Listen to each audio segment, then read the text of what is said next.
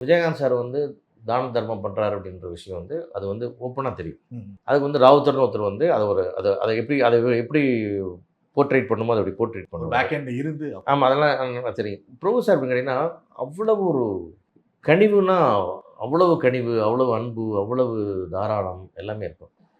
அதான் நான் சொல்லியிருக்கேன் ஒரு வாட்டி. சின்ன மாப்பிள்ளையில் வந்து 15,00,000 ரூபா அவருக்கு சம்பளம். ராம்குமார் சார் வந்து படம் ஆரம்பிக்கும்போது நான் ஒரு சின்ன அட்வான்ஸ் கொடுத்தேன்னு அவர் சொன்னார்.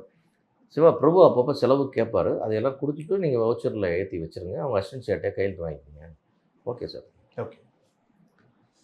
15,00,000 சம்பளம் வாங்குறவங்க, லொக்கேஷன்ல வந்து இவர் என்ன பண்ணுவார்னா, பிரபு சாரு, சிவா அந்த பையன் அந்த லைட் மேன் அது ஸ்கூல் ஃபீஸ் கேட்குறான். அவனுக்கு ஒரு 2500 குடுத்துருங்க.